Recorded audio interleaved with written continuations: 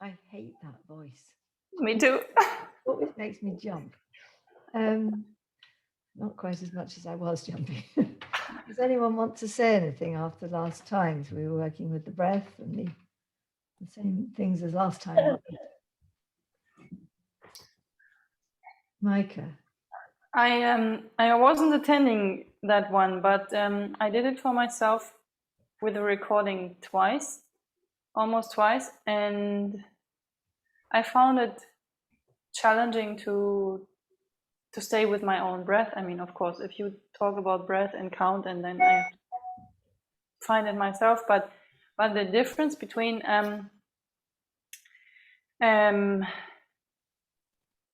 natural breathing and then still counting and yet not doing the breath. So this is not so easy to find, I think. To be in the full breath, not pulling it anywhere, but still extending it so that the body it can go together with the movement. You understand what I mean? Yeah, so we're talking about counting, 6 for in-breath and 8 for out-breath or something like that. That's what you mean by counting. I sort of did a double. Yeah. I mean, I try to find my rhythm, but still, if I put it in a frame, the tendency of pulling the breath anywhere is big.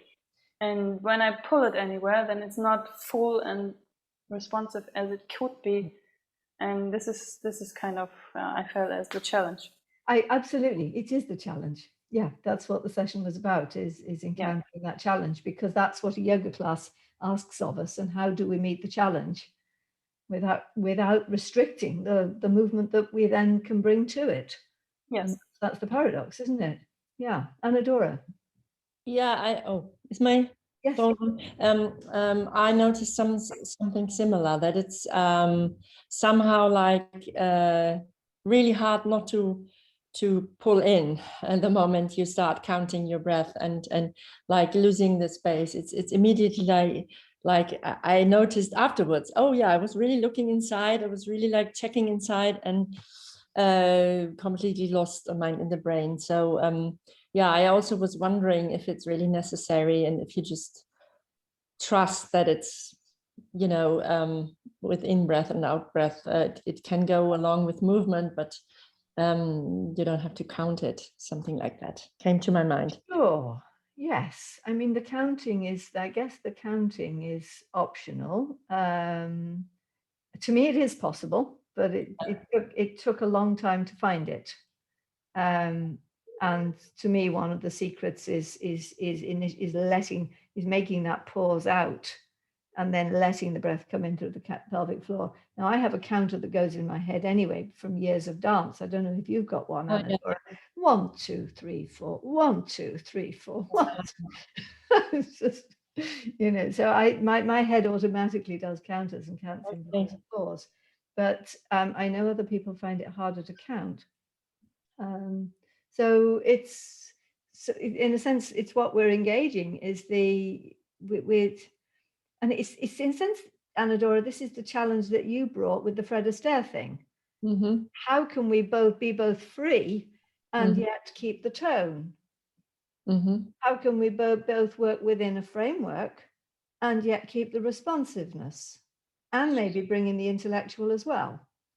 I noticed I can do it. I mean, like, because I'm working with this natural breathing for quite some years now, but somehow then all this thinking starts. What does she mean with 2 to 3? And for me it's different. It's just like 2 in, 4 out, for example. But it also depends on how quick your counting is, and then all sort of comparing and thinking and right and wrong and stuff starts. And yeah, skip the right and wrong. I mean, they're guidelines, aren't they? Sometimes, and I did muddle it around a bit, because I was trying to come away from you have to do it this way. I mean, we started off with the in for 6 and out for 9 or whatever, so that it's the sort of the 2/3. But when you're actually in a yoga flow, you probably want to be doing the same breath in as the same breath out. And again, I was avoiding putting right answers on it, Yeah, because there isn't a right answer. I think, you know, we do want to be responsive to the breath, and sometimes, you know, a movement has more strain to it and it actually needs to be shorter. The breath runs out quicker, and, you know, how can I explore to get that breath longer? But, you know, in a sense, there's nothing wrong with that. The breath is always responding to the body. And if we force the breath to do something that's contrary to the body, you know, we're going to get into problems. So yeah, there are no right answers. There is no, this is how we must do it. What we were doing there was exploring this challenge of how do we work within a measure and yet keep the responsiveness. Because again, we've worked with that springy in breath. How do we then get that springy in breath to last 8 seconds? You know, so that's what we're throwing up there. Yeah. So this is why it's more like a 1 to, like out breath is double length as, or triple maybe even than the in breath. In breath is really very quick, and then out breath much longer. Well, exactly. And if you're in the swimming pool, there's no point trying to go for an 8-second in breath. Yeah. You know, in the swimming pool or in the middle of an acting flow, you need that quick in breath, long out breath. That's what you need. If you're singing Handel, likewise, you need a very fast in breath and an immensely sustained out breath. When you're doing yoga, you have an opposite constraint. You actually want the long in breath and the long out breath. And then how do we find that? If you watch a baby breathe, they will be going in, out, in, out, in, out, in, out, or a dog. If you watch a baby or a dog when they're asleep, you see that sort of 1 to 2 rhythm. So there is something natural about the in-breath that is half the length of the out-breath, in repose at any rate. And certainly when I've just let my breath do what it wants, say walking up a mountain, you know, that's if I can really get out of the way and let the breath do its own thing, that's the sort of rhythm I tend to see.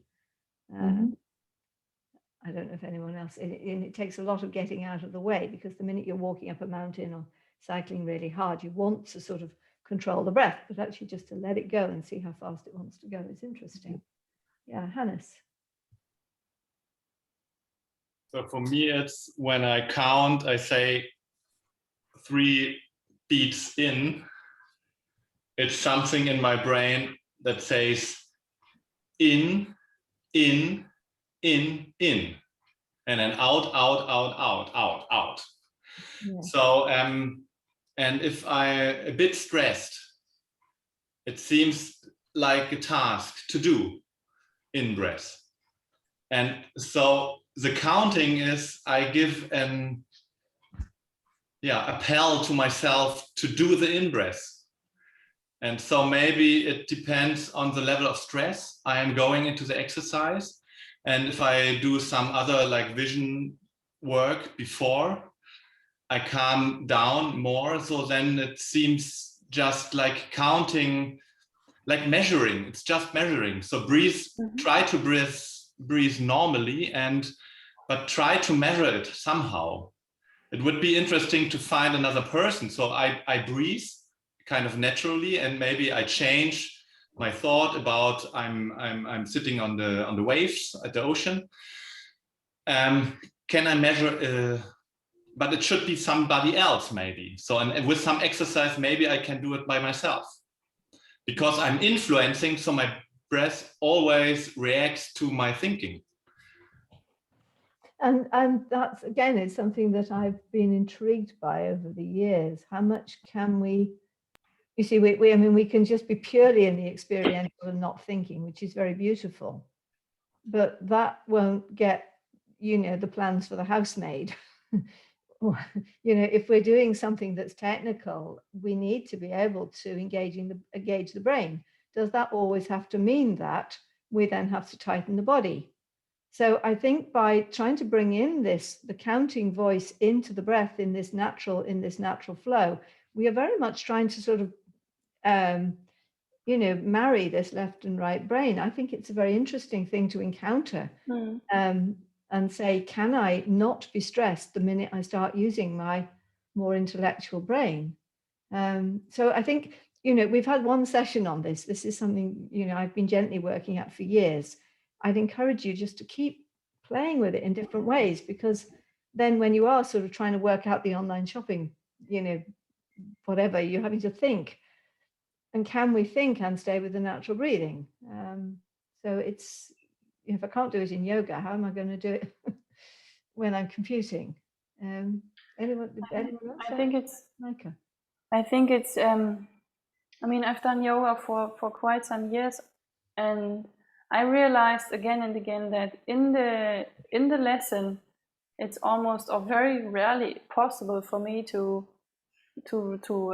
stay with myself and stay with my breathing rhythm and to connect it to the movement, because you want to connect the breath to the movement. You want to make this, yet fill the body with the breath and fill it so that it's really connecting. And for me, it's only possible to work this out by myself. If I really have time and yeah, and observation, and nobody is telling me do this, but it has to come from oneself. This I don't know. And where does it come from then? Does it come from the head, or does it somehow bubble up? Because you see, again, Philip Shepherd's way of resolving this conundrum that we're propounding here is that when the thinking happens from the pelvic floor, it happens from a much more integrated place. Whereas if we're thinking from a head place, again, that's more disconnecting. If I ask my experience now, then it happens when my back opens. And my back opens when the pelvic floor, I suppose, is also opening. But when the back is opening, then I can stretch the in-breath and to connect it to the limbs. And if it's not the case, then I'm kind of disconnected, and I'm telling myself something from the brain. So then the link is not fully there, kind of. This is my feeling. So that's lovely, that you want the pelvis opening, and then the lower back opens, and then the breath goes into the limbs. Absolutely so. Now, if our heads are in an open connection to the pelvis, which is again something we're working with from the embodiment point of view, that it should be possible to be using brain activity in balance with that pelvis, that the pelvis is doing that, and yet the brain is able to be engaged. And again, so we're looking at a link up, aren't we? And I'm just thinking about, you know, when I'm leading a meditation, whether it's with you guys or with the Philip Shepherd people, and I'm having to stay in the experience of what's happening and in the fullness of what's happening in order to lead what's happening, in order to resonate what's happening. And yet at the same time, I'm having to work out what we're doing. And it takes staying in a lot of connection. And you might well have experienced that when you're teaching your own pupils, that you're both staying in that flow of your own body and yet also being in quite an analytical process to work out what's the pupil doing, what needs to happen next, what's the next thing to happen, where does this connect to? Yeah, and it's all a flow. Anadora. Just when we were talking, I just right now try to listen and do the breathing. And it's actually quite possible. I think what made me think is like the numbers you gave. So maybe it's interesting to just for a pupil, I would rather than maybe say count the breathing and then exchange like numbers instead of just giving something that already makes you think it should be like this or like that. Do you know what I mean? No. No. Okay. So if you, for example, say 4 in, 8 out, let's take it as an example. Then the moment I start doing it, I have this in my head and I'm already interfering with my own breathing. When instead I just, okay, while I'm listening, while I have spatial awareness, while I'm doing whatever, leg out, and I do the counting, then it's more like noticing how long is my in-breath and how long is my out-breath, instead of trying to match it up with some number that I have in my head. Yes, that makes total sense. So you're letting the 4 and the 8 look after themselves. You're experiencing the 4 and the 8 as they happen, rather than setting 4 and 8 as a goal. Exactly, because the moment I hear the 4 and the 8, it's somehow something I'm aiming to, and then it's sort of could provoke some sort of end gaining. Oh, it should be 4, it should be 8, instead of just noticing how long is my in breath and how long is my out breath, and then maybe we could even compare afterwards, like what's your rhythm, and then it gives you some reference, and then you also realize there is no right and wrong. And that's what I meant by no right and wrong, because what you're saying makes me realize that's exactly what I do nowadays. And I sort of set an ideal, a sort of concept of I'm going to work with 4 in, 8 But in. you're wrong. One might be 5, one might be 8, one might be 4, one might be 9, and it's okay. Yeah. Mari. Yeah, we know that the mainstream world tends to set those counts, to say you should do 4 in, you should do 4 out, but I'm wondering if you have any opinion on. It's so common, this idea, this breathing technique for reducing stress and calming, to do 4 in, hold for 4, 4 out, hold for 4. And I'm wondering if you have any idea why one would want to hold the breath at any point. I mean, we've talked about why we shouldn't, and that makes total sense to me, but I can't imagine why anyone would think that you should.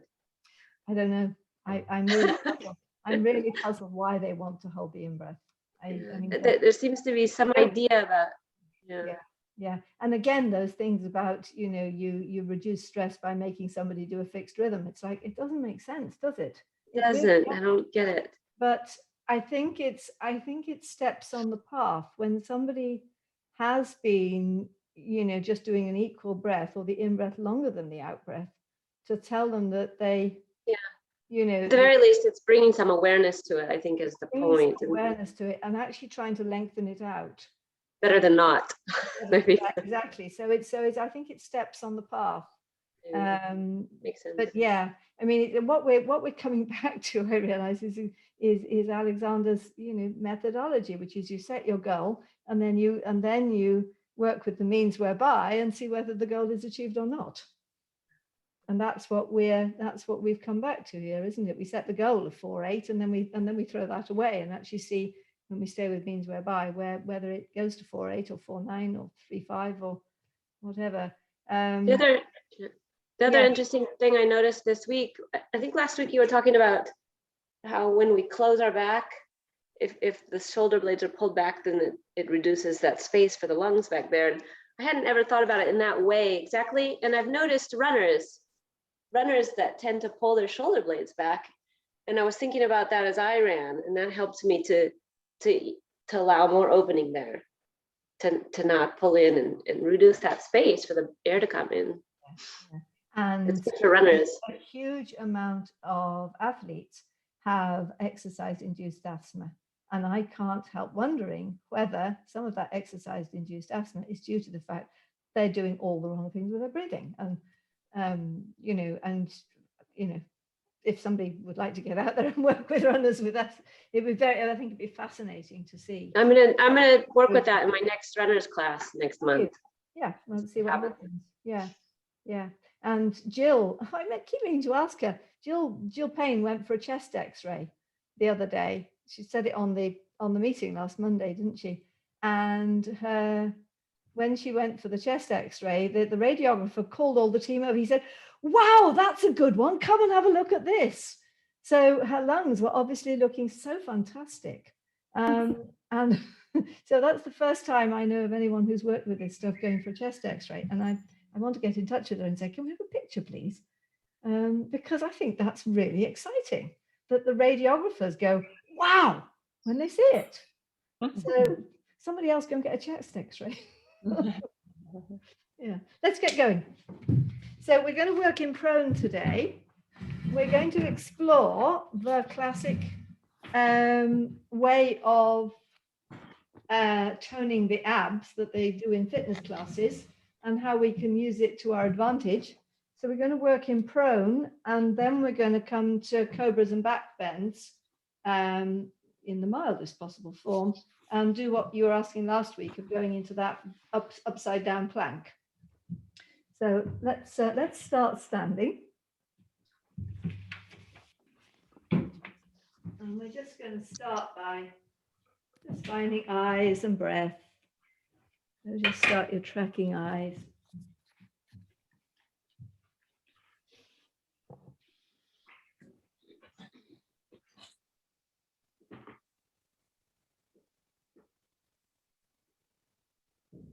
Just letting your eyes encounter what's there. Coming out of the excitement of the conversation.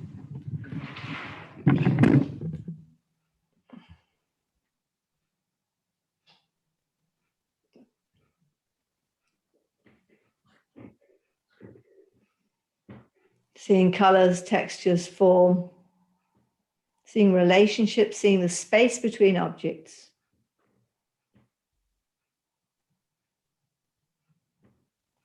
Hearing the noises around you and hearing the space between you and the noises as well, or the space between the noises.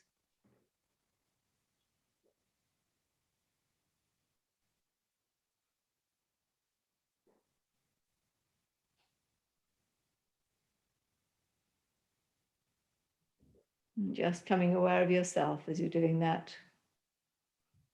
There's a space between you and what you're seeing all the way around. Even the space between you and the wall behind you.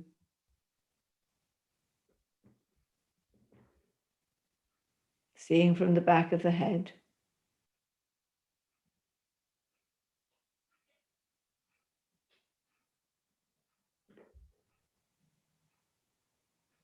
Just being aware of the breathing coming in and out. Flowing like waves on the sea.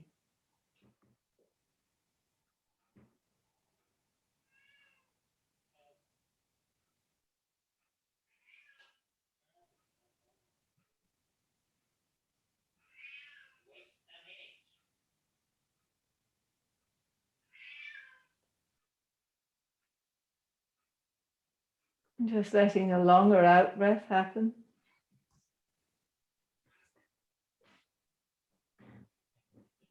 And inviting the in-breath to come in from the pelvic floor.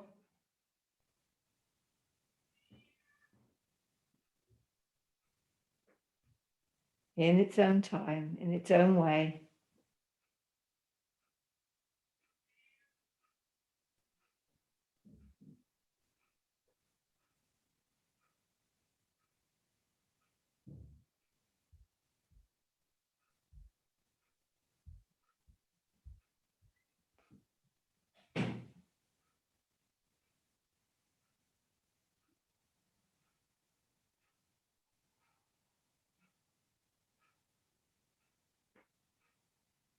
Noticing that opening the back,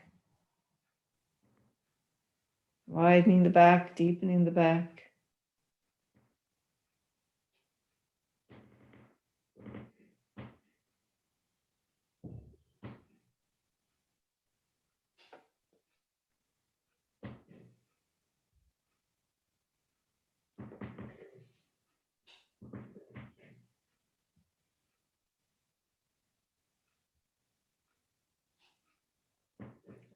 So we've opened up the pelvic floor. Everybody got their pelvic floor at this point? This widening pelvic floor. Yeah. Good. So here's a conundrum. The classic way of engaging the core muscles is for men to think of stopping a pee mid-flow. So Hannes, just keeping that widening, but yet somehow think of stopping a pee mid-flow. And for women, apparently a better instruction, wait for it, is to think of sucking a smoothie up into you through your vagina. So just see if you can think about that.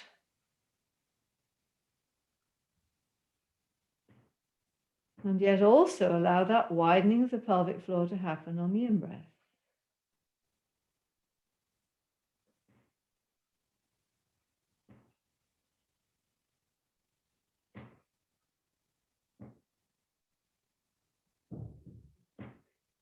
So something is lifting up and back, and you might be aware that that's engaged the transverse abdominals. It's actually brought all the core muscles into play together. What do you notice, Hannes? Do I activate the pelvic floor constantly or all the time? Well, we want again and again. I think what we're going to be doing is we want to be engaging it while we're doing a stronger move. Okay. So does anyone want to comment on this so far, though? What happens when you think about it engaging? Does it pull you in a little bit, or does it certainly works something, but does it actually have an inward sense to it? If you just think that instruction, and if you then add sort of think that sucking up through a straw or stopping the flow of pee, and then also add our widening back, what then happens in comparison? I mean, it's definitely a slight different feeling than before, than finding the breath into the pelvic floor. Yes. I feel the transverse is definitely engaged.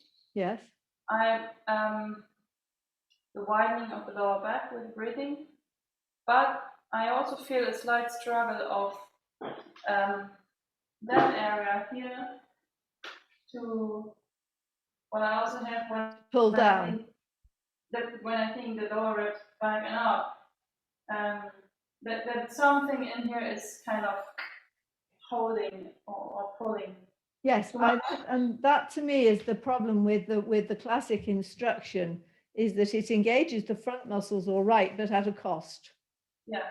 It seems to me that you saw that post I put on Facebook about which way the muscles engage, that the classic is that muscles engage from the origin to the insertion. And so the transverse abdominis is said to originate here and finish here, which means that it actually pulls that way. And to me, if you do this classic instruction, that's what you get. You get a sense of the transverse abdominis coming that way. I don't know whether anyone else would agree with that. Whereas, you think so, Mary, good. Yeah, whereas actually, if you stop this pulling in, if you keep this back, then you get the opposite, and then the muscle actually has to pull out rather than in. And then I think you have a chance of the rectus opening rather than, because if that goes in, that'll go down. Whereas if that comes out, that'll come up. Try again, pulling that, sucking up, but yet thinking back at the same time, and see whether that changes it. What do you think?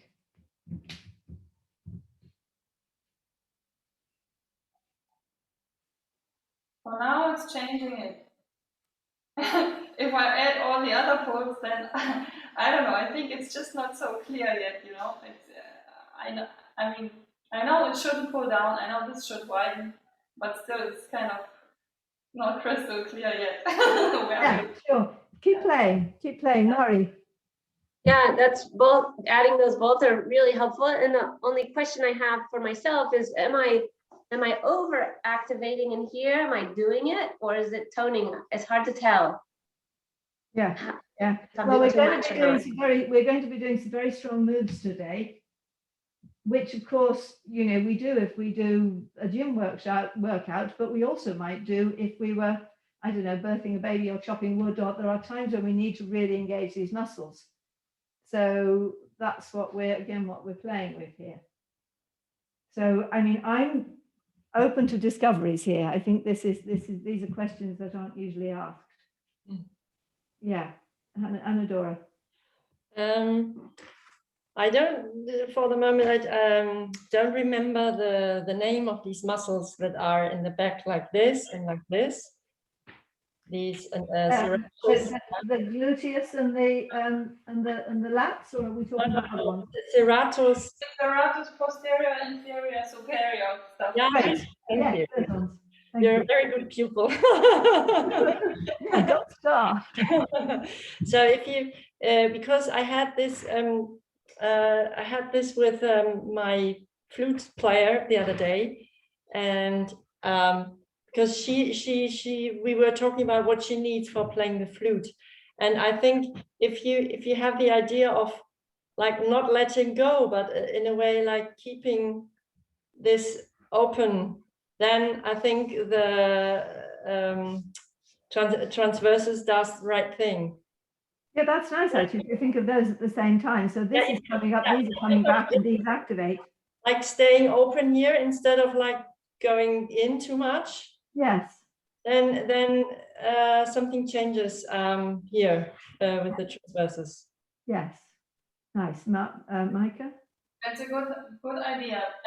The question is, what happens when I think the psoas back and up, and add the psoas back and up? If I think the psoas back and up, it helps me a lot to keep the back and bending forward and keeping strength. But at the same time, is the pulling here starts again. Like I kind of, the psoas is pulling. Yeah, pulling the diaphragm a bit down or inwards, or something is pulling inwards right below the lower ribs. So keep exploring letting go at this point. So just as you're sending out here, if you can find it here as well. Like staying back and not allowing it to pull in. At this point. Do you remember in Berlin, we've actually got ribs under here, fingers under here, and actually pulled it out. It's an area that tends to constrict, and actually to think about pulling it out is a nice thing to do anyway, and sometimes an uncomfortable thing to do. Have you done that with me, Chris? I think Chris is frozen. Have you? Yeah.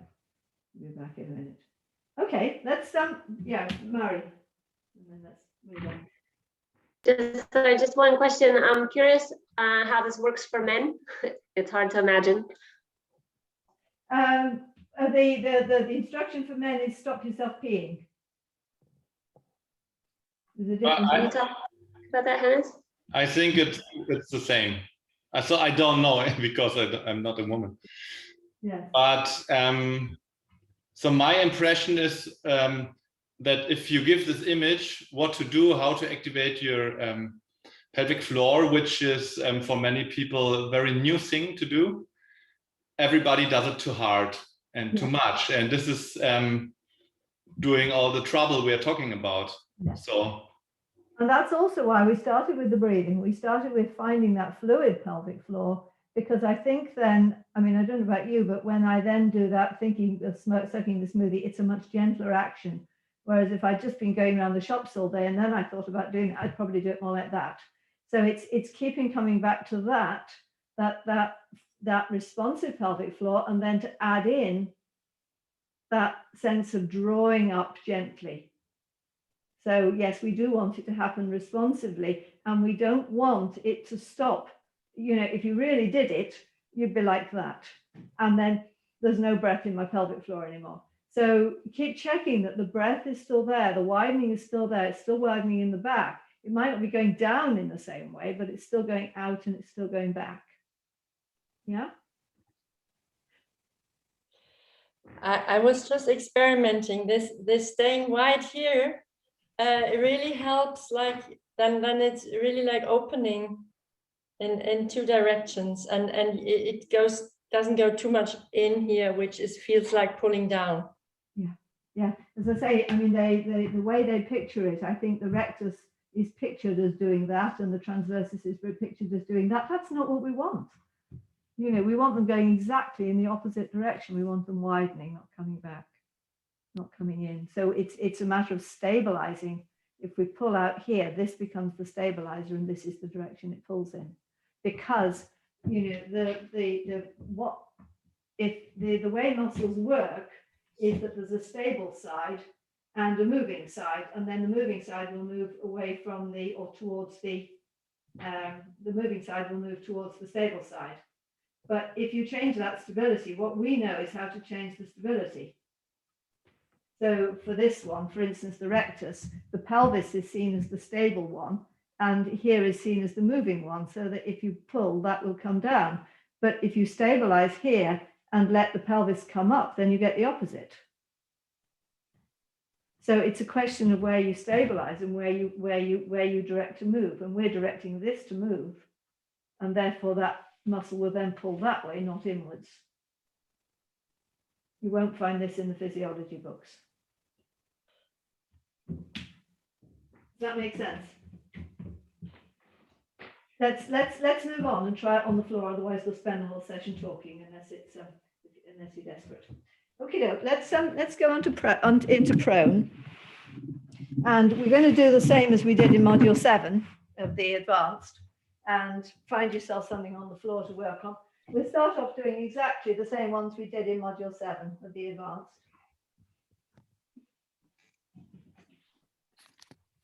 So of just coming into prone, and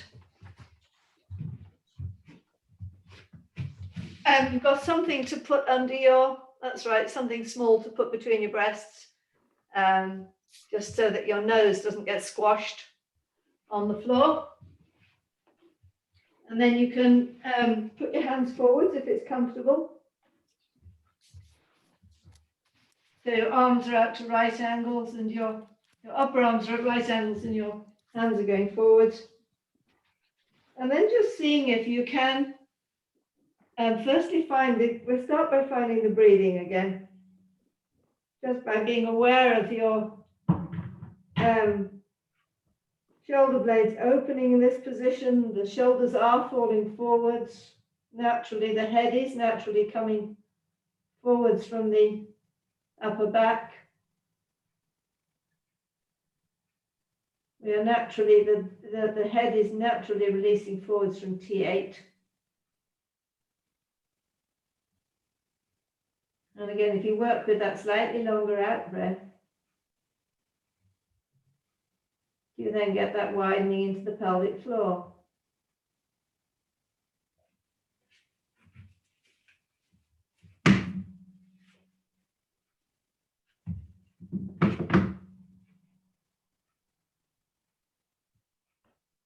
Just staying a moment and seeing if you can find that long out breath and the natural expansion of the pelvic floor.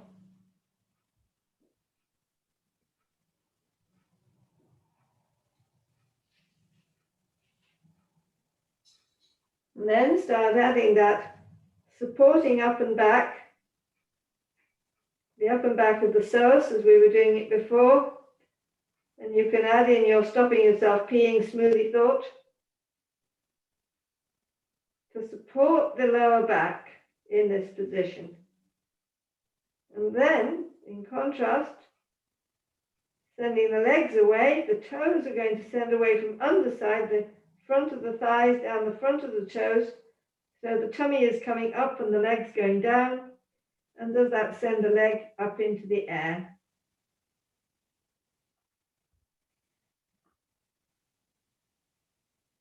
And bring the leg down again when you're ready, and just let the pelvic floor soften again for a moment. And then again, engage the psoas, engage your smoothie up through the straw, whatever image is working for you. And the leg is going in the other direction. So the middle of the body is going up and the leg is going away. The underside of the leg is swooshing away to take the toes up into the air. Bringing the leg down softly again and just finding that responsive pelvic floor for a moment. And then again, the smoothie thought. Psoas up and back. Sending the leg away from the underneath, swooshing away so that it comes up into the air.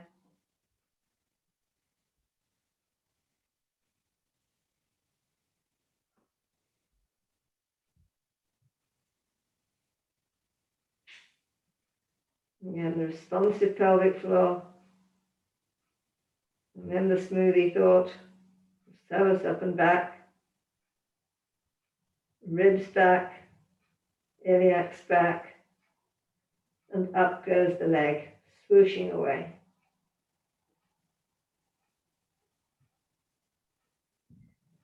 And then finding the head coming forwards. And our vestibular lines, we've got the head, the up-down line, the horizontal in this plane, coming through the crown. And then the front back line going down through the nose into the earth and up the occiput to the ceiling. And again, just engaging that lower body, psoas up and back, sucking up the smoothie. And then letting the head gently move away, forwards and up. And the upper body starts to lift off only as far as it can go comfortably. The toes are still sending away along the floor, along the mat in the other direction. And then down again.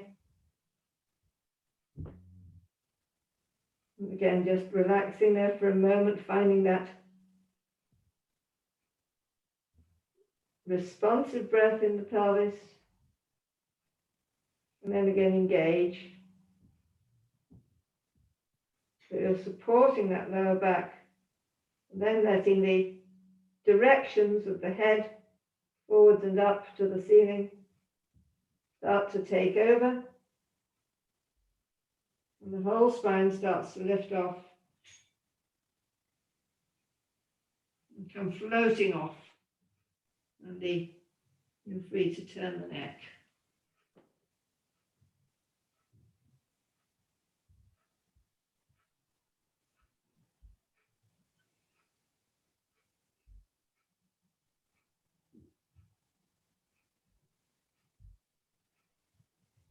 And now let's find Superman pose again. So same thing, just find that responsive movement of the breath first.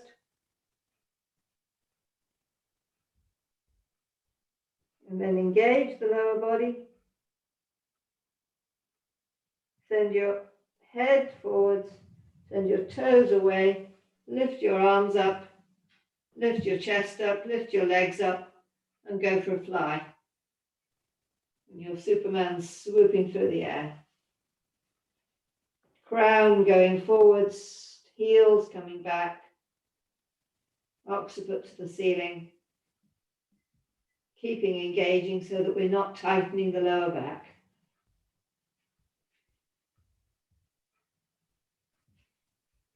And I'm just noticing that the more I can get that lower body engaged, the more I can lift the legs without hurting my lower back.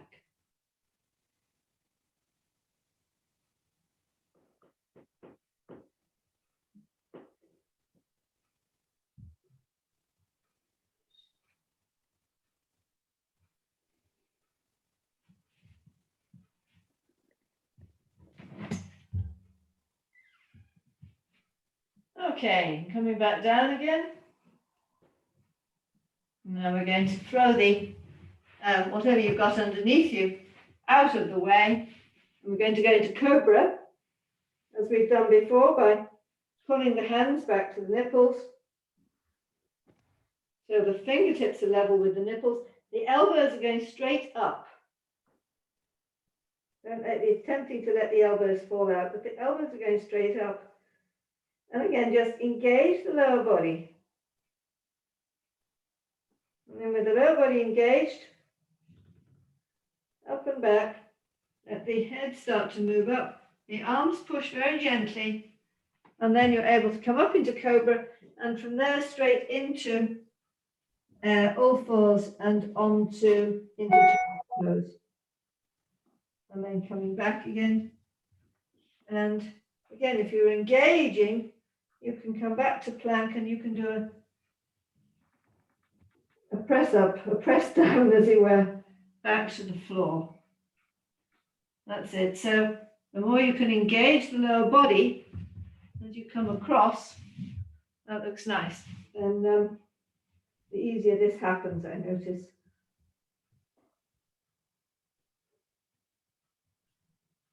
Really taking that lower body off the floor almost. Bending the head away. And that engagement of the lower body allows the back of the arms to push you up.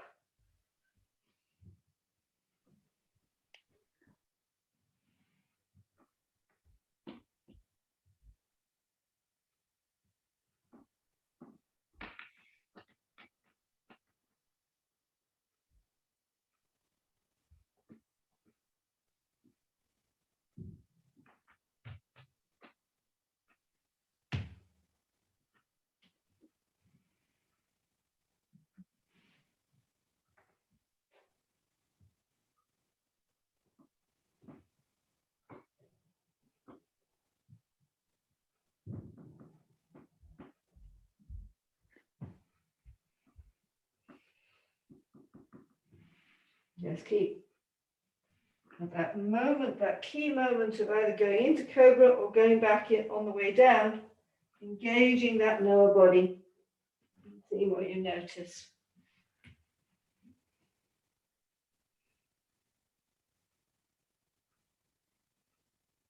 Yes, lovely.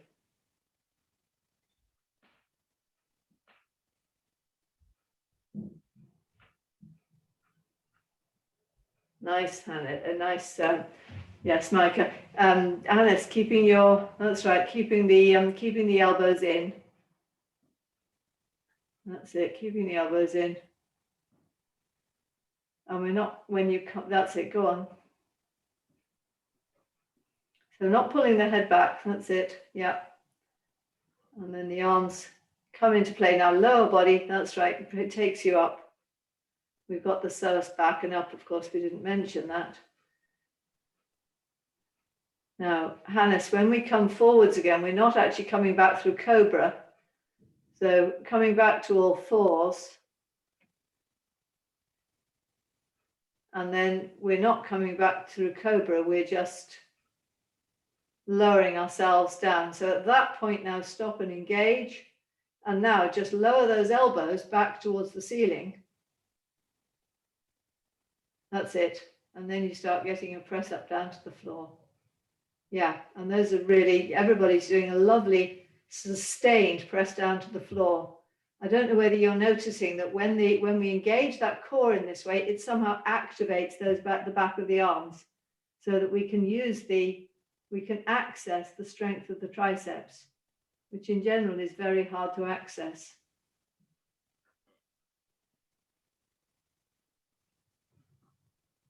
Yeah. And we're accessing it in a balanced way.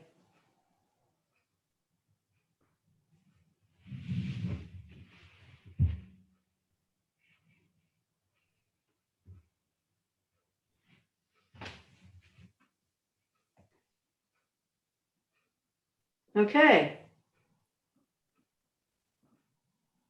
Lovely, Chris. Can you even, Chris, let your head touch down before your belly on that way down?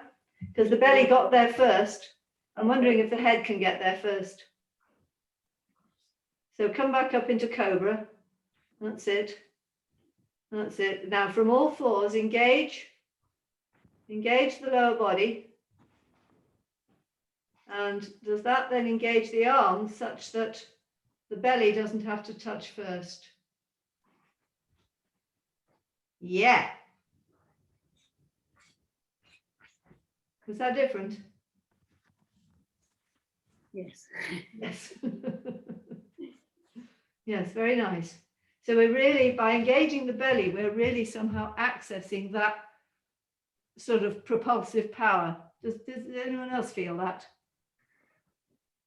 And somehow this full back and up engages these muscles here to work.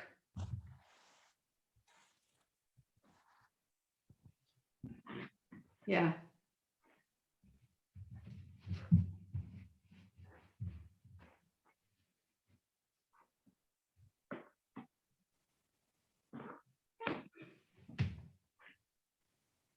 Okay, let's turn over on our backs. Come back into semi-supine.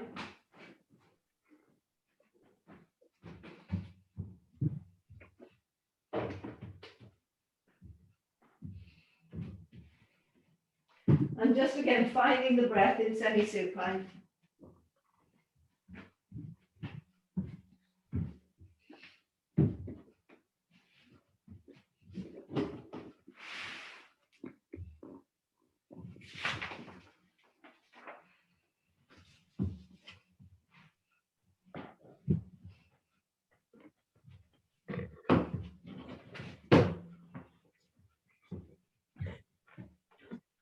And just finding that softness of the breath into the pelvic floor. We don't want the belly going up and down too much. We want the belly staying flat. So we've got engagement into the pelvic floor, in the breath into the pelvic floor and into the back. so that the belly stays a bit soft and widening. Now again, if we can engage that psoas up and back, smoothie, but staying wide, so nothing narrows in, nothing bunches, everything just draws up and back. And then we're going to do a classic curl. So if you put your hands under your head, if you clasp them together and put them under your head, and then engage your pelvic floor in this way, and then we're going to lift the head and lift the upper body towards the knees and down again. Now, the classic way then becomes very, very bunchy in the tummy. And to me, there's an interesting, although it does have to be a little bit bunchy, how little can we allow it to bunch? How much can we allow it to stay flattening back and wide as the body comes forwards and down again? So it's a strenuous activity, this one. So what do you observe? If you continue to think back and wide, and of course the undersides of the knees are going away, we're working the hamstrings, we're maybe putting a bit of support into the legs, as well as back and up. So we're really working the back of the body, we're working in the widening of the front of the body, we're not crunching the abs. And what do you notice? Just do 4 or 5 of them.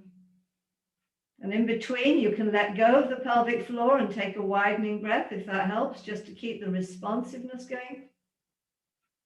So we're not doing anything too hard. We're keeping that sense of the inside of the body is doing the work. We're not gripping the outside.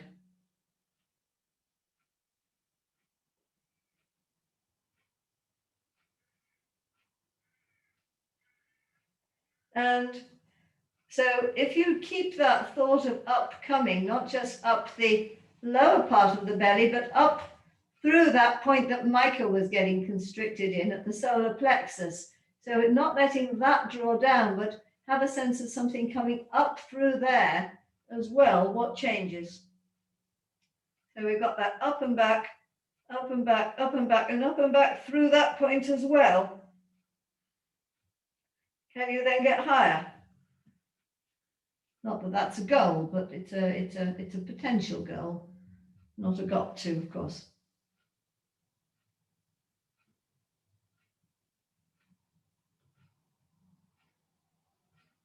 We could even take that up thought from the smoothie thought, the smoothie through the vagina, right up through the solar plexus, right up through the heart, right up and out through the eyes, like we've done before now with the breath, and see what happens then.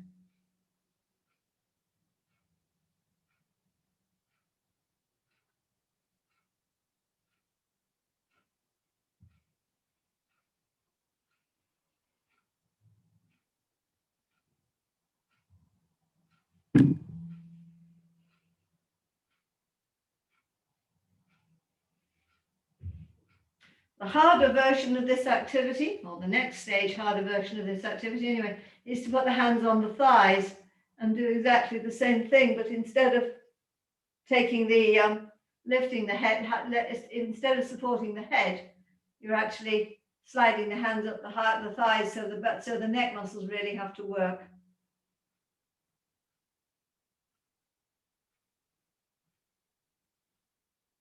Again, the more you work think of working the back of the neck rather than curling the front of the neck, the more this will stay in balance.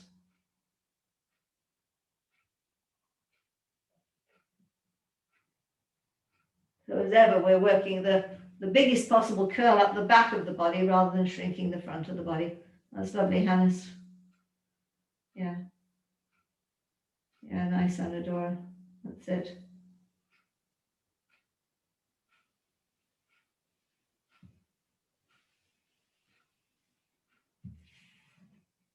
And anyone with neck problems, be careful with this one.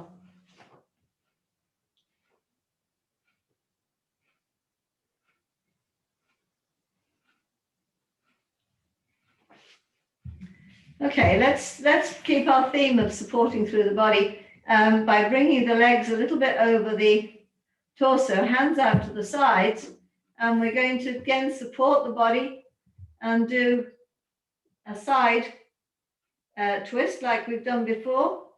And now there's no legs on the ground, so you're completely supporting this through the obliques and through this, again, this up and back flow that's going right through from vagina up through to eyes, or whatever the male equivalent of same would be.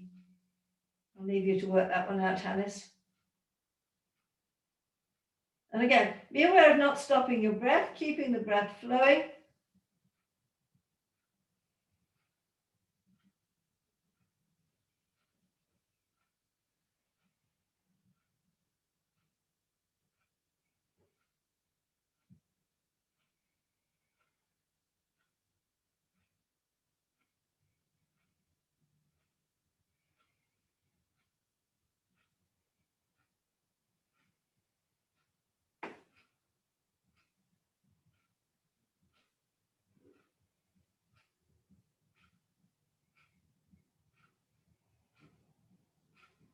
And you can use one breath for these movements or several, but it's just important never to grip the breath.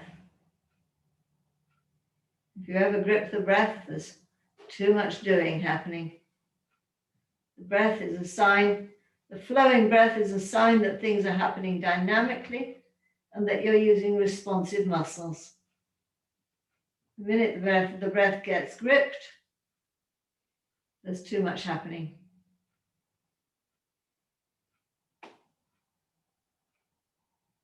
Yeah, and there's a lot of body weight being taken in this because our legs are out. If it's too much for you, bring the legs in a bit more.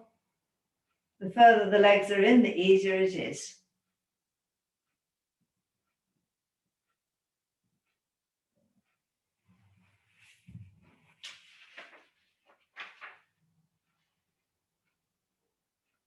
Okay, let's come back to the bridge that we've done before. So again, just starting from semi-supine. Sorry, I have a question. Yes. I have a question. I didn't see it maybe quite clearly before, but do you let the legs completely go to one side? We were letting the legs go. I was letting the legs go right over at that point. Ah, okay. You don't hold them as far as, so, okay. Well, yes. You don't hold them, but you let them go. Sorry, you don't? You don't let them go, but you hold them the whole way? Oh, we're supporting them. Yes, I mean, I don't just want to let them fall. No. Yeah, I'm keeping the engagement so that I can support them down and support them up. Okay. So it's keeping that, it's keeping the tone in it, because otherwise it'd be very easy just to sort of let them flop. Yeah. Yeah, it's can we lower them down? Yeah. Okay. Let's come to the bridge now. So again, just bringing the feet under you. And let's start by lifting the arms overhead. Again, if you engage slightly, then making sure that there's no arching of the back. And likewise, you'll need to engage to bring the arms back again. So each of the movements of the arms requires a little bit of engagement of that belly back and up, so that everything is stabilized and nothing moves with the arms.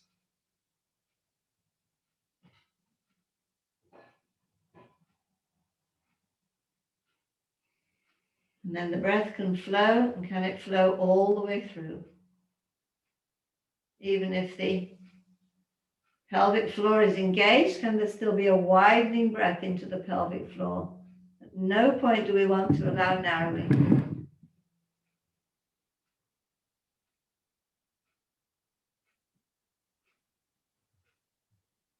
So the buttocks stay wide, the pelvic floor stays wide. Even as it's engaged, it's still staying wide.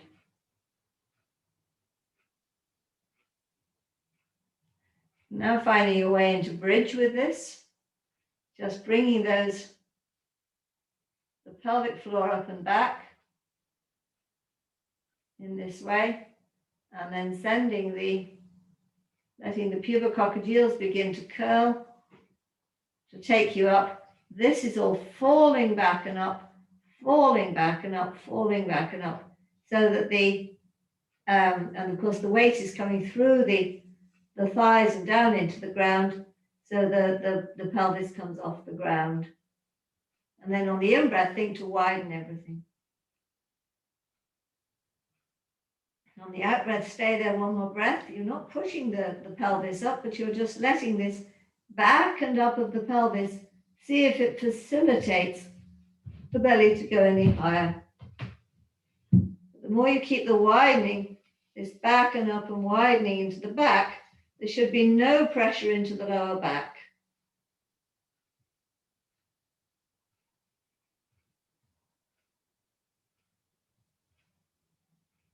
Stay there for as many breaths as is comfortable, and then come down on the out breath. So again, this back and up of the lumbar brings the lumbar region to the floor again. And I've noticed a temptation for my knees to float away because I'm obviously slightly losing the deep front line.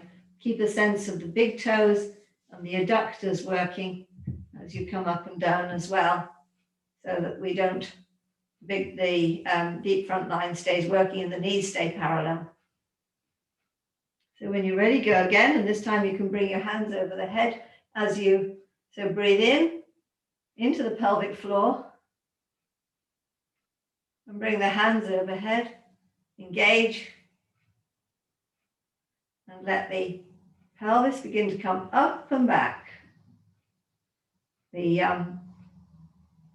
psoas engages, the smoothie sucking right up from the base of you right through to the eyes, and that gently brings the pelvis curling up and into the bridge. Letting everything widen on the in-breath. Everything is dropping back and up. It's like a sort of a very low-grade shoulder stand.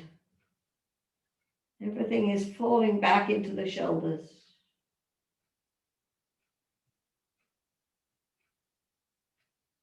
No pressure in the lower back because we've got this engagement of everything supporting the lower back. And then when you're ready, letting that back and up take you down again, and the arms also come down again. One more time.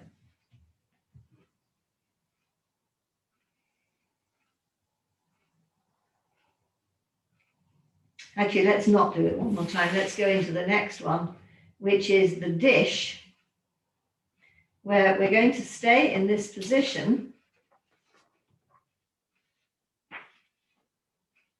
and you're going to engage your core and lift your hands and your feet off and your head so that you're in a dish shape, and you're seeing whether you can just engage with everything off the floor, and don't hold it for longer than you can not strain, and then go down again and go again. So again, when you're down again, find that responsive pelvic floor first.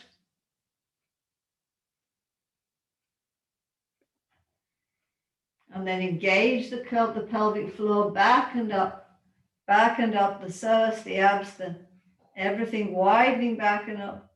And then let everything lift, come into this dish shape. Hold it for as long as it's possible. The head isn't curling, it's staying long, but the belly is dish shaped. And then come down again. It's a very strong posture, this. Very strong position. Mari's doing it with her feet in the air. That's interesting. Let's try that. So, okay, that's a bit easier. The further the legs are away from the body, the harder this is. So semi-supine is harder because there's more weight of the legs dragging you away. The full position is to have the feet completely out and the hands completely back. And that's very, very hard work.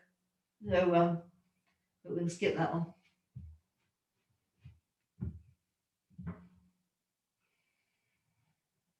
You really have to flatten to do that, and you really have to get the back flattening to the floor, and then you can do it for a bit. Yeah.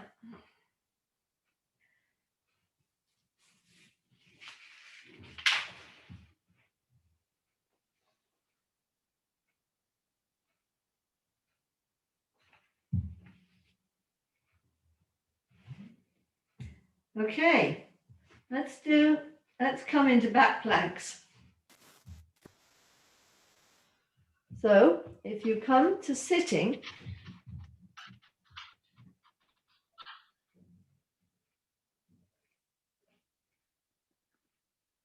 and put your hands behind you like that. And again, you're just sitting there comfortably for a moment. So the fingers are pointing forwards, the elbows are pointing backwards.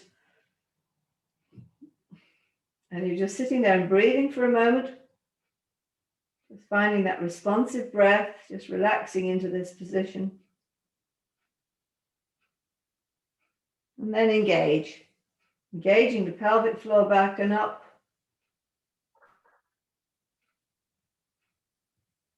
And then when the shoulders engage, you can then come up into back plank.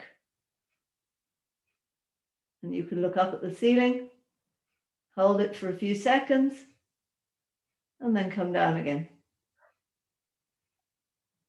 And go again.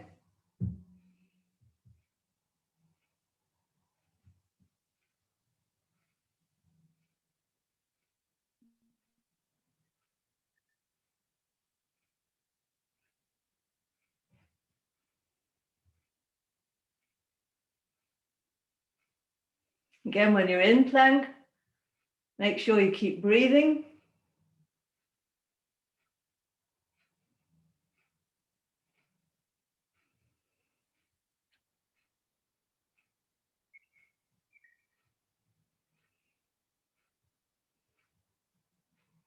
And if you want to look back to the ceiling, it's harder work. It's putting a greater leverage on the neck. But so do that if it feels okay and not if it doesn't.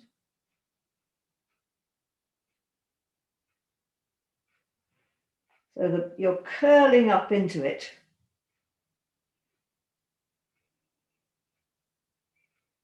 And sending the hands down out of the shoulders.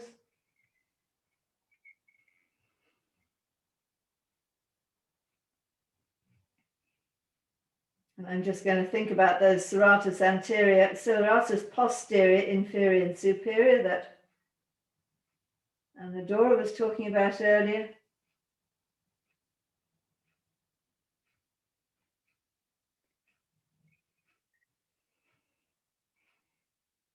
Transverse abdominal, transverse thoracic as well, maybe.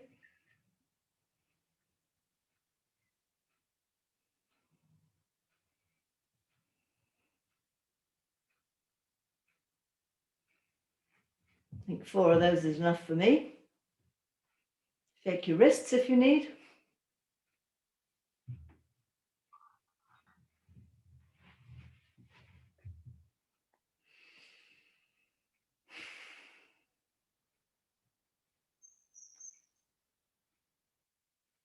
Okay, and let's come back to side planks when you're ready. And before we did side planks from the elbow, but I want, for those who can, and for those with anyone with shoulder difficulties, stay with the side plank, where again you can have either the feet on top of each other, which is more challenging, or the feet one in front of the other, which is less challenging, and you're coming up and down with the obliques. But for those who can, we're going to see if we can do it with a full length arm. Now, the easier version of this is actually to have one foot under you and the other foot extended. But the key here is to have that shoulder fully engaged, because if the shoulder does that and you press up on it, you're going to hurt yourself. So the shoulder needs to be plugged in. It needs to be well engaged, you know, forwards and round and everything working there. And then engage the core, and up you come.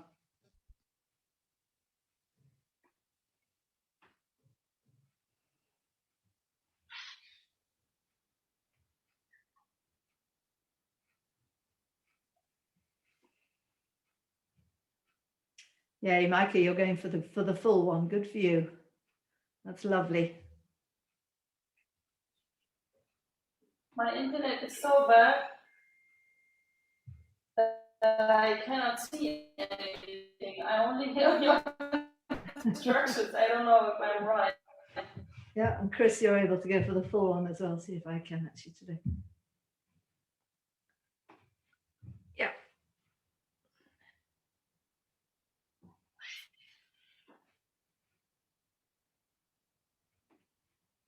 Yes, it's quite a much bigger lift. Okay, let's try the other side. That's good. So everybody, Mary, you've done the full one as well. I think it's nice to start with the half one, just to establish how much work has to be done plugging here, because they say what we don't want to do is do full planks in this way and end up damaging the shoulders. So start with the half one if you need, just to find how much you need to really plug that shoulder and send that arm down, and then let it all come up.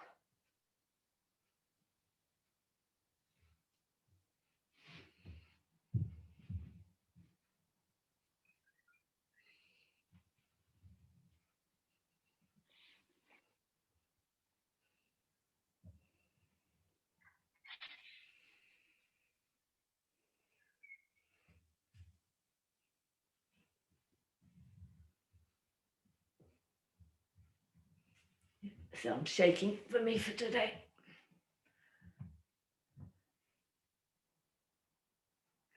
Lovely.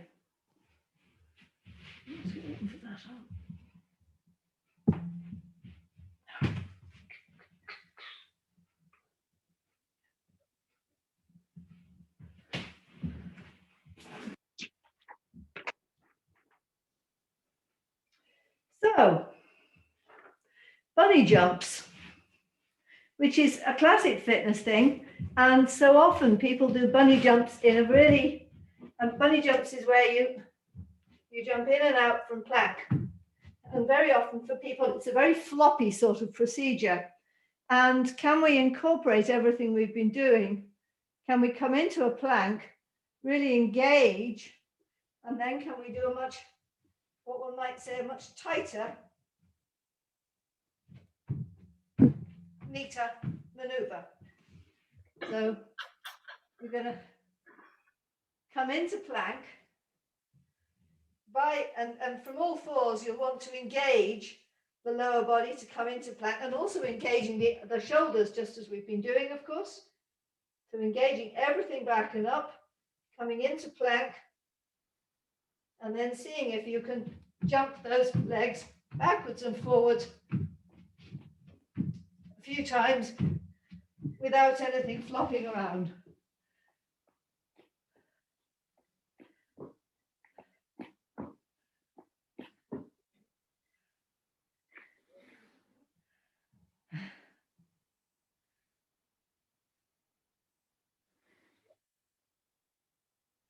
And again, only do as many as you can keep form for. Chris, that's lovely. That's right. Not letting the pelvis go soggy. You're really keeping that up, aren't you? To not let it go soggy at that point. That's it. That's lovely. Is that different? Yeah. Yeah. Where do I get the jumping power from? From the toes, from the feet, from the legs? Well, from plank, you actually have to bend the legs a bit. Yeah.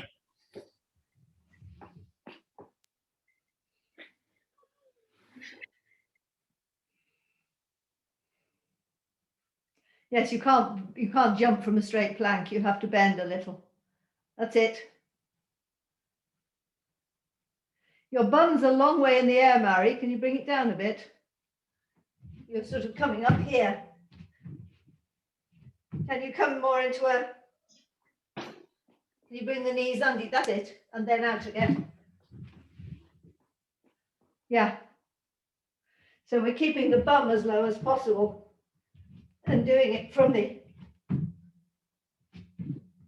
whoops, I let my bum drop there. That's it. What are the eyes doing? Oh, what are they doing? Good question. Looking down, I think. But the whole time, or do you use them for movement? No, I'm just looking down between my hands because I'm not moving my head. Okay.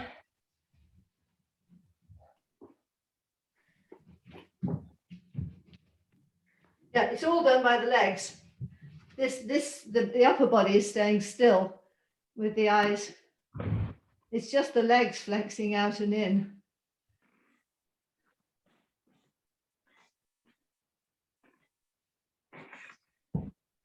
That's it. Oh, that helps. Yeah, that helps. I was a bit too, I thought I have to look up or something at some Oh point. God, no, no, no. Yeah. Not in my book anyway. Yes. So it's really all, you know, you're just working that lower body. Yeah. Super. Just becoming aware that I have a serratus anterior. Really engaging there. Yes, because that's all about engagement. And this last one we're doing today, if I'm not killing you, well, actually, there's one more after this, which is kicking up to handstand. Now, we're not going to go right to handstand. We're simply going to do a kick. But I mean, again, to do a handstand, you've really got to be plugged, as it were, here. And so we're starting in the same sort of position, but with one leg forward and the other back. And again, engaging the core, because it's, yes, the kick is taking it up, but as much as anything else, it's the core. And that's all we're doing. We're not going any higher than that. It's just getting that engaging back and up, kick and down again. Have a go. Do it against a wall, against if you think you might fly right up, but we're only going halfway up. We're only going up on the diagonal.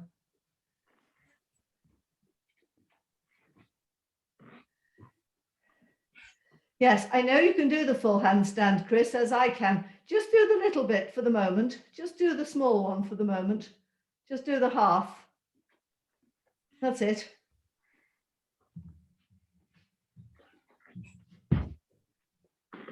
Because otherwise you're going through into the arched back of the handstand. So Yeah. for the moment, I'm avoiding that. Okay. And when you've done one leg, try the other leg, because I became aware doing these that actually I wasn't anywhere near as pushing up on the other side, kicking up. Oops.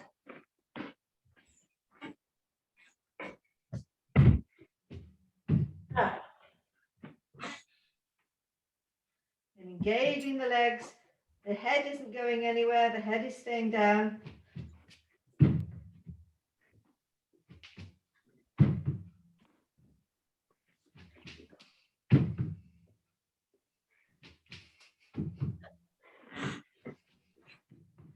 I mean, they say in these sort of maneuvers that it's the up of the tummy which is taking one up, just as much as it's the leg, is the kick of the leg.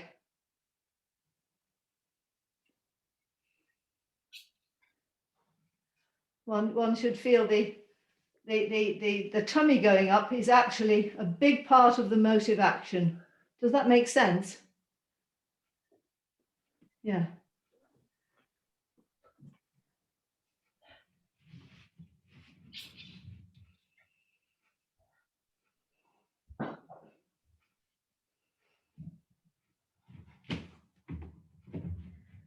It's very tempting just to do it from the legs.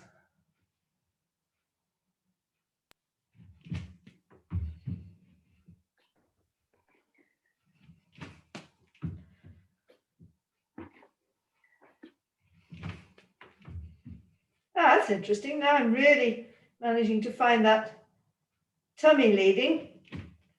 My legs have become much softer on the landing. Anyone else notice that?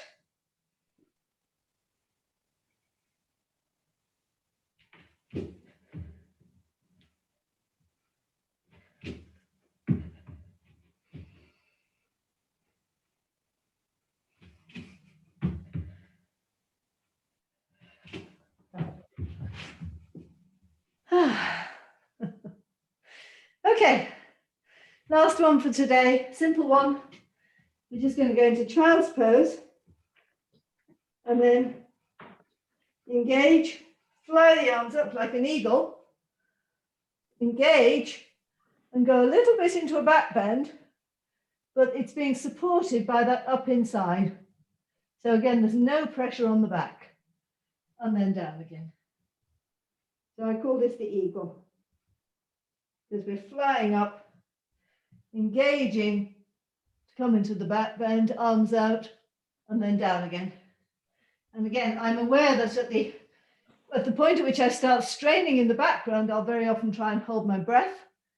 So the minute we hold the breath, we've gone too far. We want to only be working within the limit that we can keep the breath flowing.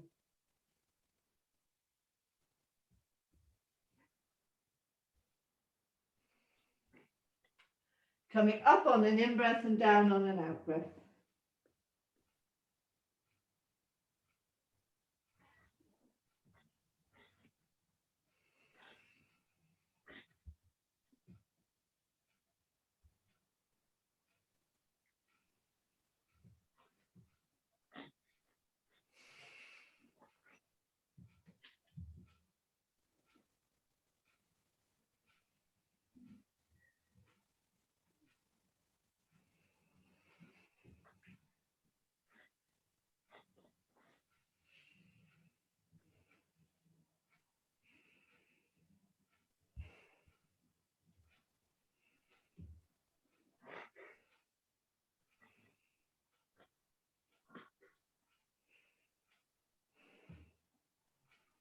Nice, Chris.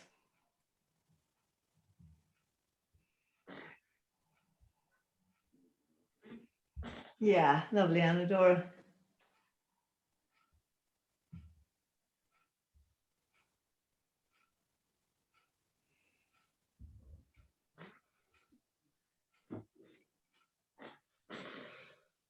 See if you can keep your feet flat, Hannes. Don't let the feet curl under when you get to the top. They don't need to.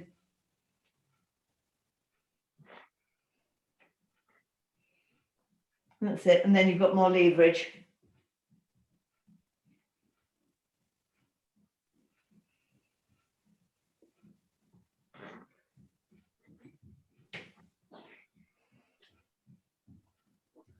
It's a lovely opening and folding.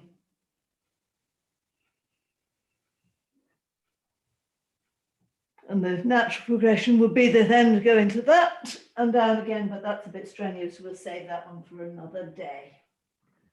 So I got, so it's hurting just the bones on the floor, the weight. Ah, okay, yeah. On the knees, but maybe another mat. Yeah, another mat, exactly. 2 mats can be good. Okay, it's 6 o'clock. That's enough for today. We've gone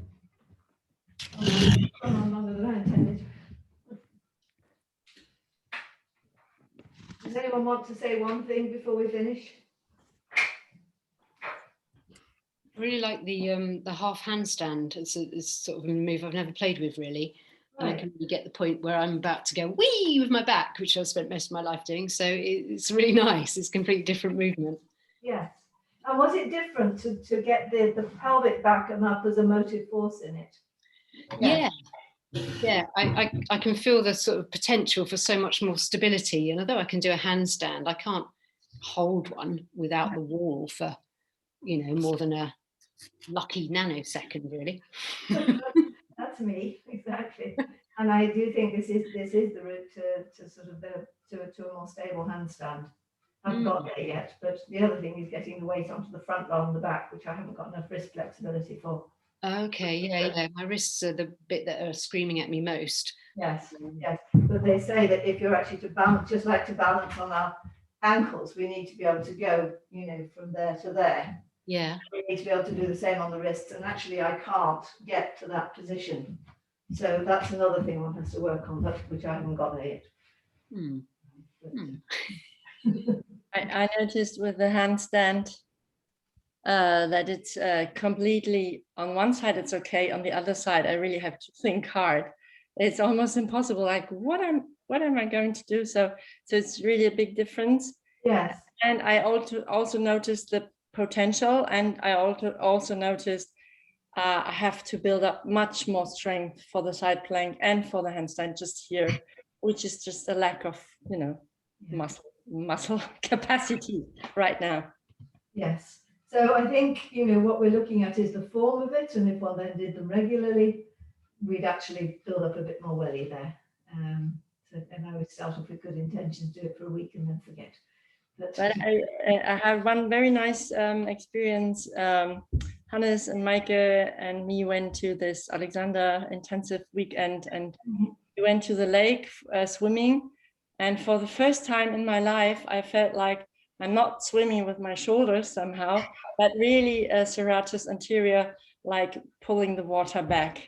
And it was much more coming from a supported arm. And it was the first time I was just noticed, okay, it's happening here.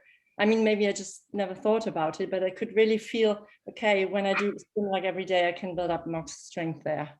And that's why you swam too far. Yeah. So exactly. Anna disappeared.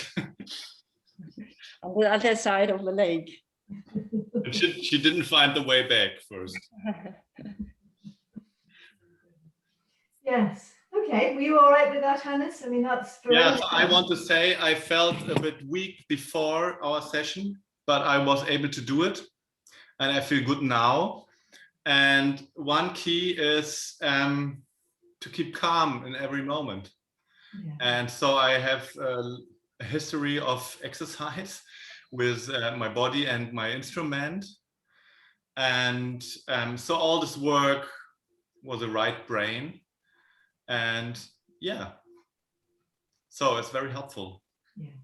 And for me, the key is to keep coming back to that responsive pelvic floor. And it's surprising. So there was some movements like a side plank in the first go. It was just my brain. I cannot do. What the fuck shall I do?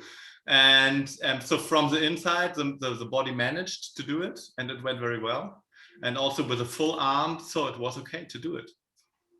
But it's only working with the quiet and never with, I want to show off anyhow. Yeah, it doesn't work, does it? It just doesn't. It doesn't, no. I've been prepping this for you guys for a week. Yeah. I'm aware of the difference in my body today than it would have been a week ago. I mean, it's amazing how fast the body actually comes in. Yeah. And so the handstands, my son, he's very sportive. He's 13 years old.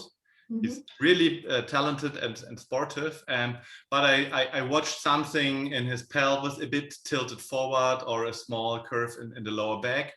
And then he started to practice by himself to do a handstand. And it really changed the tone in his core, in his torso, and in a very good way. And so sometimes I try to teach him a bit. And there is something, if you try to get into the stand with momentum, which is, I say, luck to stay there, to find the right amount of momentum and not to fall over, or to get a bit closer and to work more from the inside and stabilizing and to get into this pose in a controlled way. And I think this is it's the next step and what he has to learn.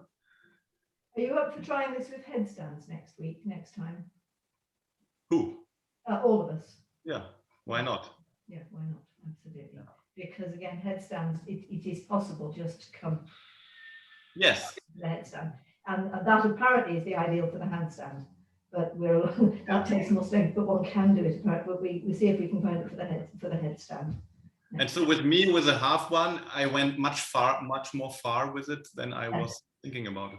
Yeah. Because there is some power coming from the back. And yeah, it's amazing, isn't it?